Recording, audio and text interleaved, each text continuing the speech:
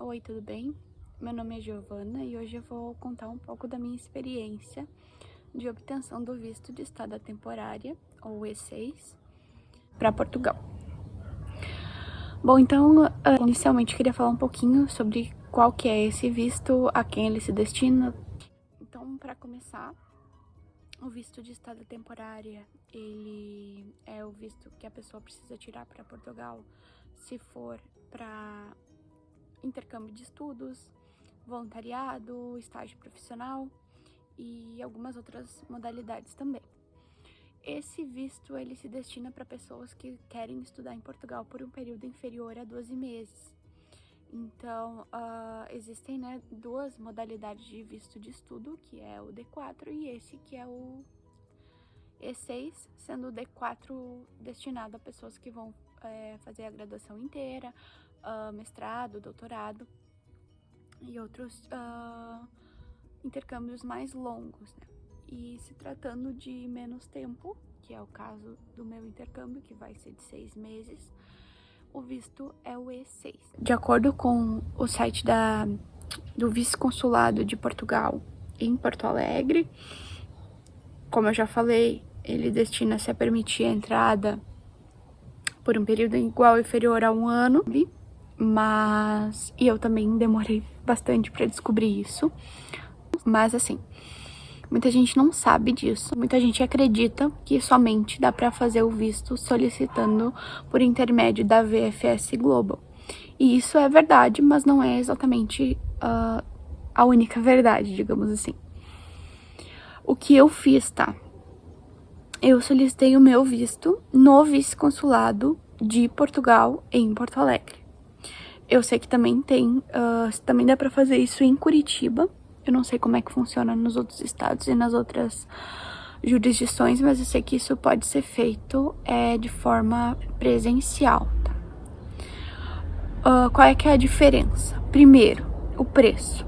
Esse visto de estada temporária custa R$505, caso seja solicitado no vice-consulado, e custa 700 e poucos reais, se não me engano, se for solicitado na VFS Globo. Outra diferença é que tu só paga esse valor de R$505 no momento que a tua documentação já foi aceita, né? E além disso, tu só leva o teu passaporte depois que a tua documentação já foi toda aceita. Quando tu solicita pela VFS, tu tem que mandar o passaporte pelo correio junto. E eu não me sentia muito confortável de fazer isso, então eu achei melhor entregar toda a documentação. A desvantagem de fazer assim é que não tem absolutamente ninguém para te prestar muita informação, assim. Eles basicamente não atendem telefone, não respondem muito e-mail, então é bem complicado assim o atendimento. Então, tu tem que meio que ter certeza que a tua documentação tá toda certa e tentar conseguir o máximo de informação pela internet, né? Se tu quiser fazer dessa maneira. Eu recomendo porque eu não achei difícil, eu fiz sozinha, não contratei assessoria nem nada, fiz tudo sozinha e achei tranquilo, né? Não foi muito difícil. E agora eu vou contar um pouquinho sobre o processo até isso acontecer.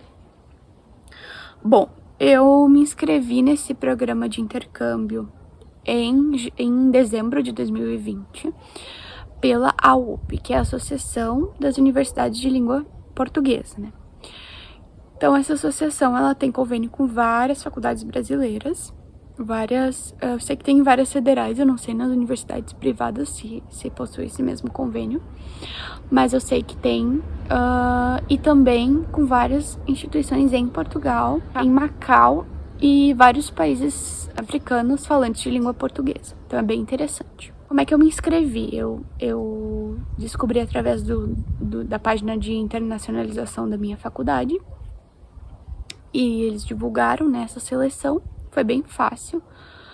E me inscrevi e dia 11 de janeiro de 2021 eu fiquei sabendo que eu havia sido aceita. Só que as aulas começavam dia 22 de fevereiro, ou seja, eu tinha um pouquinho mais de um mês para fazer tudo, para conseguir o visto. Detalhe que eles geralmente pedem de 60 a 90 dias de prazo pra tirar o visto, né? Então, assim, tava muito, muito corrido. E no meio disso, tinha o coronavírus. E a situação tava piorando novamente em Portugal e na Europa inteira, assim, tava bem complicado. E aconteceu que, na verdade, eu dei entrada na solicitação do meu visto no dia 25 de janeiro, né? Ou seja, eu fiquei sabendo que eu tinha sido aceita no dia 11 de janeiro e dei entrada no dia 25 de janeiro na solicitação do visto. Só que logo depois o consulado fechou, eles pararam com o processo de tramitação dos vistos, não continuaram.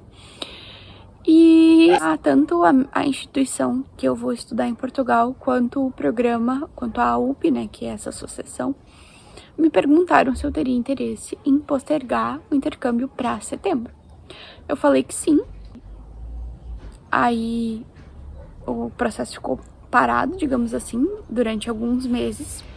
E novamente em maio, quando o consulado reabriu, o vice-consulado, né, de Portugal em Porto Alegre reabriu, eles entraram em contato comigo via e-mail e perguntaram se eu ainda tinha interesse em manter a solicitação.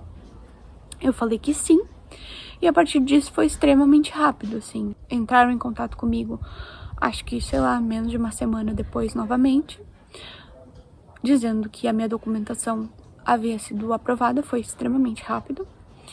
Acredito que talvez já tivesse sendo analisada antes, né, quando o consulado fechou, então acho que por isso que foi tão rápido. Geralmente não é tão rápido.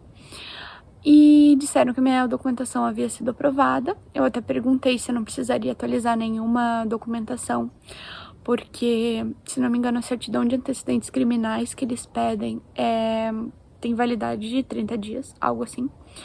E já fazia mais do que isso, né? Eu tava parada desse processo. Falaram que iam ver com Lisboa, mas que não precisou no fim, né? Toda aquela documentação foi aceita, tava tudo certinho. Não precisei atualizar nada. Aí, depois disso, eles me deram 2 datas disponíveis, tipo, dali uma semana, assim, foi bem rápido, pra eu ir ao consulado e eles verem que era eu mesma que tava solicitando, né, porque não pode ser solicitado por terceiros, nem com procuração, nem nada, tem que ser tu mesmo. E aí tu vai só uma vez no consulado pra eles colarem o visto, né. Então, não existe agendamento para pedido de visto, isso está escrito também no site do vice-consulado, que eu vou deixar o link na descrição. No site do vice-consulado tem toda a documentação certinha, tu tem que mandar em ordem que eles dizem ali, né, tudo organizado e tudo mais. E, pelo que eu percebi, a documentação é basicamente a mesma que consta no site da VFS. A única diferença é que no site da VFS tem o passaporte lá como um dos itens do checklist. E, nesse caso, como eu falei, tu não manda o passaporte junto, né? A única desvantagem que eu vi nesse processo todo é que eles não ajudam, não tem, assim, como tu tirar dúvidas. E pelo que eu vi, tu pode tirar dúvidas lá na VFS, principalmente se tu for presencial, né? Então talvez seja mais interessante pra quem tiver dúvida. E tu consegue também ter um número de acompanhamento, né, quando tu faz com eles, porque quando eu entreguei a documentação, eu simplesmente cheguei pessoalmente no vice-consulado, entreguei um documento, um envelope lacrado e não recebi nenhum tipo de número para acompanhamento, nenhum tipo de confirmação que eu tinha entregue os documentos. Então isso é um pouquinho desesperador, assim, porque, tipo, se der qualquer coisa errada, tu não tem muito como provar, né. Então, mas deu tudo certo, graças a Deus. E já tô com o meu visto em mãos, eu vou mostrar ele. Só um minutinho. Então, esse aqui é o visto. Tudo certinho. Como eu falei, ele permite múltiplas entradas e saídas de Portugal durante 1 ano. E o que mais tem de importante aqui? Esse visto é o que consta no artigo 54, número 1 da Lei 2307. Então vocês podem conferir, tem algumas informações relevantes sobre ele lá. Se vocês colocarem na internet Lei 2307, artigo 54 já vai aparecer, né?